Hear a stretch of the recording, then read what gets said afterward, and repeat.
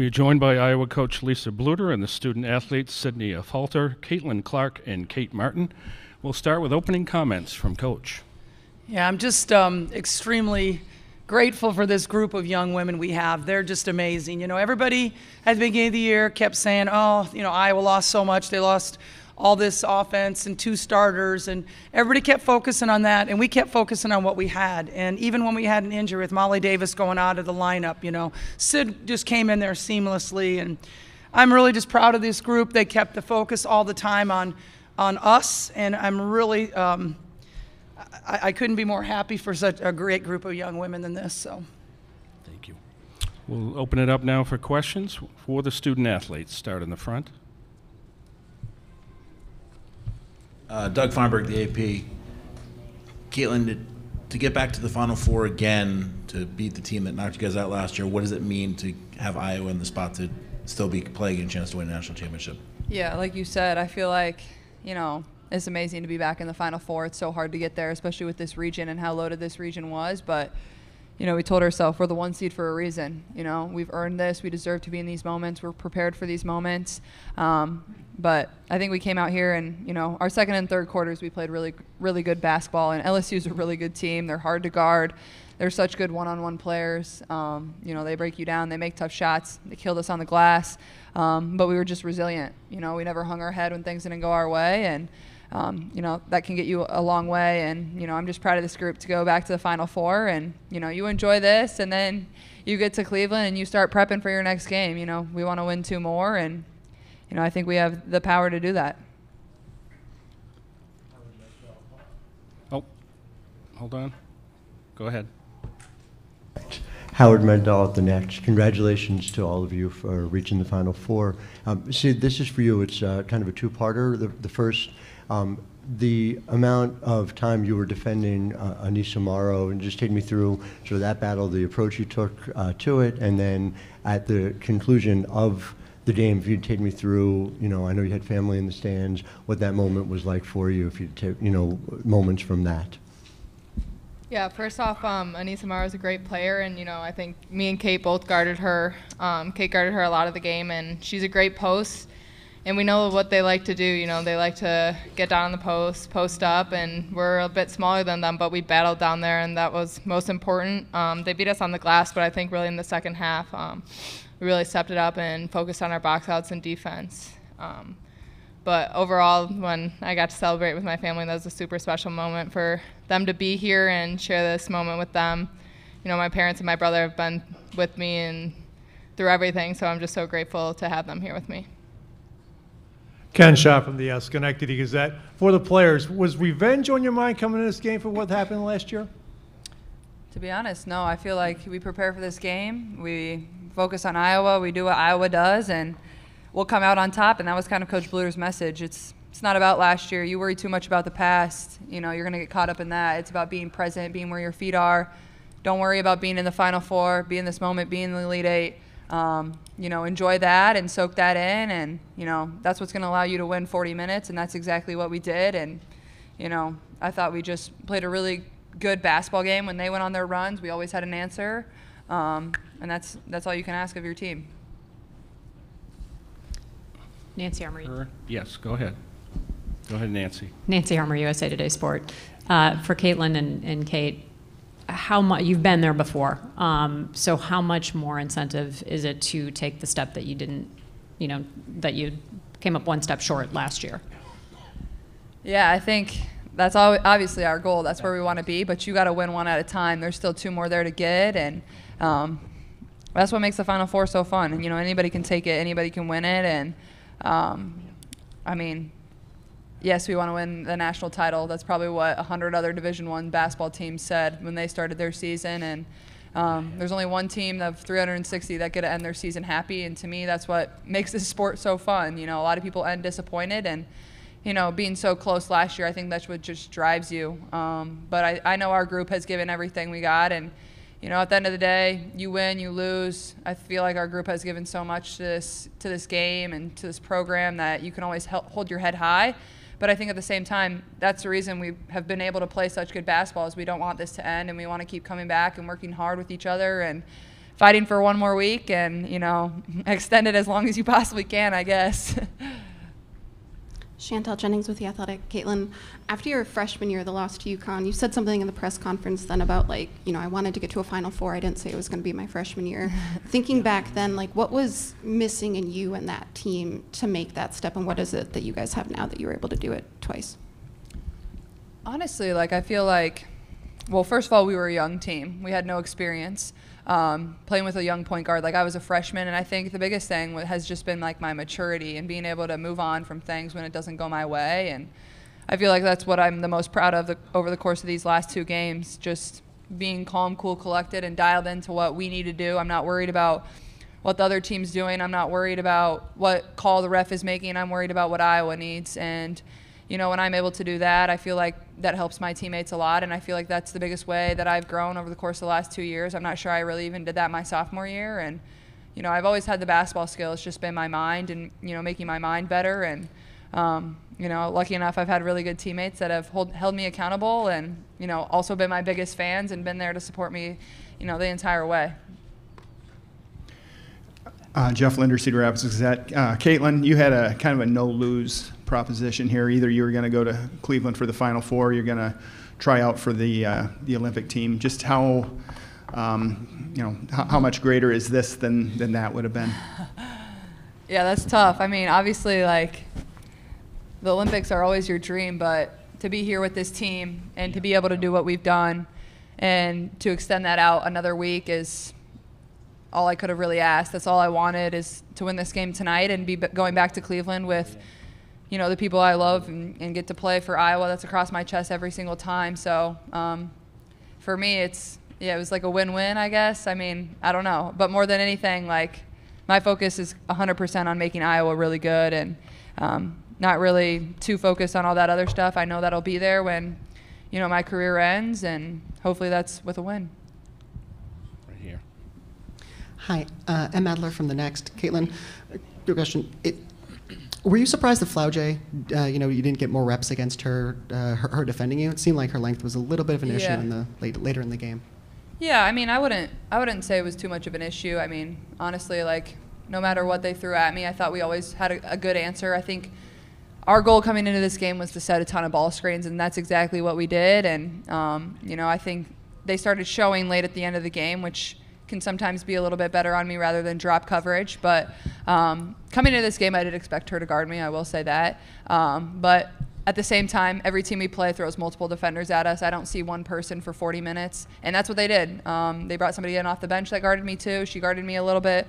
But also, you don't want some of your best players to get in foul trouble, so I don't know if that was the reasoning behind it. But I think coming into this game, that was what I was more prepared for. But, you don't get to know what the other team's going to do, so. Claire Hanna with TSN. First of all, congratulations on the win tonight. Caitlin, this one's for you. At the end of the fourth quarter, I think there was about 5 minutes left. You hit a 3, and you pounded your chest, and you looked at the crowd. What was going through your head in that moment? I think I just got hyped for a second, and honestly, I was trying to be pretty calm and cool. When you're playing a team like LSU, they're never out of the game, no matter what the time and score is. I'd never wanted to, and that's what I told our girls with, I think there's 4:45 on the clock and we were up 11. I'm like, do not start celebrating, do not start getting too emotional. This game is not over, they're gonna fight till the end, and that's exactly what they did. But sometimes you get a little hype for yourself and you do things that you don't even realize you're doing. But I think that was the only 3 I celebrated, so. Yeah, Michael Vopel from ESPN.com. Caitlin, the three-point percentage has been a little lower during the postseason, but tonight, 9, which ties an NCAA tournament record. Single game, you also passed Diana Taurasi for most threes in the NCAA tournament. I wonder if you could talk about, were you really feeling it from three-point range and how big that was, especially in the third quarter?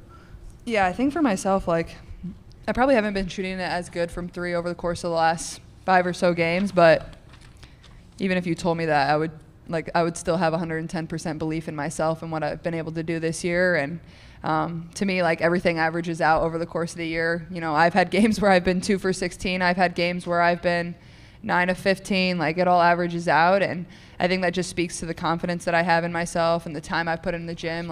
I know I'm ready for this moment. I thought my shot felt good in warm-ups. And it certainly helps when you make your first three as a shooter, when you can see the ball go in. I think I was 2 of my first 3, and then I made my first to start the second half, and that certainly helped too. And I thought I got some good looks off the dribble, and I'm really comfortable shooting off the dribble. That's what I prefer rather than catch and shoot. So it was nice to have a game where I got some good looks at 3 for sure. Nancy Armour, USA Today Sports. Kate, how good is this rivalry, or has this rivalry been for women's basketball? And how much did you think that Angel getting hurt, hobbled, whatever you want to call it, affected not just her but all of LSU? Well, we really didn't look at it as a rivalry, honestly. To us, it didn't really matter who was, our opponent for this game. We were really just focused on ourselves. But, to have stars that, LSU has, and to have stars that, like Caitlin on our team, I think that just really grows the game. So in that aspect, I think it's really cool. I'm sure we got some great viewership tonight in this game. I think a lot of people were looking forward to this game. And I don't know, for Angel, I can't speak for her, and obviously you never want to see an opponent go down. You never want to see somebody get injured. I don't know if it affected her or not. I mean, she came back in the game and she played pretty well, so I'm not quite sure on that one. Nicole Auerbach from The Athletic. For all 3 of you, but start with Caitlin. There was a lot of anticipation around this game, in part because of the matchup, but just I know you guys are obviously in a win-or-go-home situation, but could you feel it? What did it feel like to be on that court tonight and just knowing how many people cared and were going to be paying attention? To be honest, when you step on the court and you're a competitor, you don't feel that. You're there competing. It's 5v5. There could have been nobody in the gym, and both teams would have competed the exact same way. And yeah, you're playing for a little more with a Final Four on the line, but to me, I'm not thinking oh my God, there's 15 million people at home watching this game right now. No, that's not what's happening. It's what can I do for my team to help me win the game right now? That's what's going through your mind. If you're too worried about everything else, you're not going to be successful. You got to be completely locked in on, what's happening between the lines. And I thought our team did a really good job of that. It wasn't so-and-so made a bad call. It wasn't oh my God, they've made 3 shots in a row. It was all about us and what we need to do. And I think that's one of the reasons we won the game, honestly. Last one here for the athletes. Hi, y'all. Isabel Rodriguez with The Next. I'm just curious. I mean, Gabby Marshall is not a player whose stats necessarily pop off the page, but I think for anybody who's watching her play, she certainly does. So I'm just wondering if you could speak about her and what she's meant to the program, and especially today. I mean, she played 40 minutes, so. Yeah, I mean, looking at Gabby, and nothing pops off the page, but besides, she never got a sub the entire game, and she is working her tail off on defense constantly. So, I mean, if she was tired, we never knew it, and that's pretty impressive. And so, I mean, Gabby, she's going to catch fire. 1 for 3. She didn't get too many opportunities from 3 tonight, but, I mean, we believe in her, full confidence, 100%. She's an amazing shooter. And every single person on our team would say that. And so, she's probably mad that she shot 33% from the field, but I mean, we know we're going to need her in later games. And I'm really proud of the way how she never gives up on the defensive end, even if her, she's not getting all the scoring or all the, glory on the offensive end. So she's meant the world to this team, and she's one of the reasons why we are back to the Final Four again this year. Student athletes, thank you so much for the time with us this week, and best of luck in the Final Four. Thank you so much. Thank you. Thank you. We'll now open it up for lots of questions for the coach. Start right here. Front row. To you.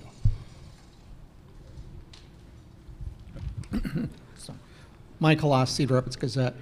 Lisa, if you would, describe what your defensive strategy was coming into this game and how the players executed it. Actually, we thought we would be playing a whole lot more zone than we did. We started out in zone. It was good for the first couple of minutes. They had to call a timeout. And then we tried trapping in our zone. And that really wasn't working. And after that, we went to our player-to-player defense, and I was so impressed with how hard our players worked in there, especially in the paint. It was, they're a hard group to defend in the paint when you have both Angel and Morrow in there. It's a lot to guard in the paint. Go ahead. Go ahead over here. Sam Ohaj with WVFI Quail. The third quarter, you guys were able to pull away. What defensive adjustments were made in the locker room at half that led to the great defensive showing we saw in the third quarter? You know, there wasn't a lot of adjustments that we made. We just talked about how we needed to box out, and we didn't really do that, as you can tell here. But it's ironic they had 23 rebounds and only 14 second chance points. That's a really low number for 23. But a lot of it was kind of like, you know, just kind of bouncing it off the backboard a couple times to yourself almost. You know, I think when we came out, the game's tied, we come out, Caitlin hits that deep three. And it just gave us a lot of momentum. It just, you know, and then we get a stop and then another score, and all of a sudden, you know, they have to call timeout after 2 minutes again. I just think we started the game and we started the third quarter with a punch, and that really helped us a lot, gave us a lot of confidence on the defensive end. Hey, Coach, Doug Feinberg, the AP. I asked you the other day if there are any more wow moments left from Caitlin, and then she drops 41 and 12 today, and again, the regional final, I think she did 41 last year also. Can you put in perspective what she did tonight for you guys to get you back to the Final Four? Yeah, I mean, Caitlin, I feel like I've talked about her, like used every word imaginable to describe her. But I thought what she said today about her maturity has just grown so much over 4 years. I really saw that tonight. I mean, it could have been a highly emotional game. It could have been a lot of talking going on out there, just from what happened at the end of last year. And honestly, she put it aside. She put everything aside. And so I think her maturity, her communication with her teammates was really good tonight. I mean, she was in the huddle, really building others up, which I love when she does that because it means so much coming from her rather than me. But I mean, her distance shots were amazing tonight. Her logo threes were incredible. You know, I mean, how do you defend that, right? It's like, it is nearly impossible. And so that obviously gave us some great momentum. Lisa Howard, my Dolphinets, congratulations. Two things, if I could. The first on Caitlin, she mentioned ball screens being a critical part of this, and you talked about we're going to find ways of getting her to the basket, which is not a thing against LSU that she did, but she did right away here tonight. How much of that is a schematic change? How much of that is just even her maturing and getting that much better again to the rim? Yeah, I was really happy in the first quarter. She got to the rim quite a bit and came off ball screens, and we really encouraged her to do that because we didn't want her to start out with the logo threes. We thought she could get to the rim, and we wanted the higher percentage shots to begin with. And so I was pretty happy that she did that. And then I'm telling you, third quarter though, she came out with a different look in her eye, and I could tell her all I wanted to that time to get to the rim, and it wasn't going to happen. So right here. Lisa, M. Adler from the Next. You know, between this game, the West Virginia game a couple of rounds ago, your team has had to really be incredibly physical and play sort of like above your height, especially in the paint defense. Has that been for you a big sort of learning point and growth from last year? You know, we've had to play that way all year. I mean, you know, Addie O'Grady went in and played some good minutes tonight for us. She had 15 minutes, I think. She did a nice job in there when Hannah got into some foul trouble, but we've been undersized all year, and you know, it's just the way it is. You know, you can't do anything about it, and so don't gripe about it, right? Just go out there and play and use what you do have. Do you have speed? Do you have agility? You know, do you have hops? Use those things instead of focusing on, oh, I wish I was 4 inches taller. Nicole Auerbach, The Athletic. Lisa, you mentioned, throwing punches. They threw punches back. I mean, it was such a high-level game, and it was so frenetic in the first quarter in particular. What is that like to experience, to be part of as the game's unfolding, and then obviously to come out victorious? But what does it feel like to be in a game like that? Yeah, we always tell our players, basketball is usually a game of momentum swings. And you got to make yours ride as long as you can and hang on during theirs. And they had a really good momentum swing there in the second quarter, was it? They had a really nice momentum swing. I was just happy that I thought we were going to go up to go into the locker room, and I was thrilled with that. But then we ended up being tied, and we just went in there and said, hey, we got 20 more minutes. they were very locked in at halftime. There was a lot of belief in that locker room. There really was. Coach Ken Schott from the Daily Gazette in Schenectady. I'll ask the same question I asked the players. How important was it not to focus on what happened last year and just keep the focus on this year and winning the game and get to the Final Four again? I can tell you, we didn't talk about last year's game at all. We did not talk about it at all. It just wasn't important to us. That was last year, different teams, different scenario. We just kept focusing on this time we get to, play. We get to play today. We focused on ourselves. And I know it sounds elementary and it's just what they said, but that's truly what we really believed. I mean, we were just focusing on ourselves and not focusing on LSU going into this game. Lisa, Nancy Armour, USA Today Sports. Kate said it's not really a rivalry, but obviously you've had these two huge games. How good is this back and forth between LSU and Iowa? Well, I mean, we talked about that last night, and I told the team, this is not a rivalry. This is a competition.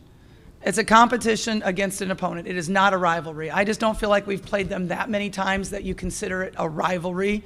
But, I mean, I think people were highly interested in this game.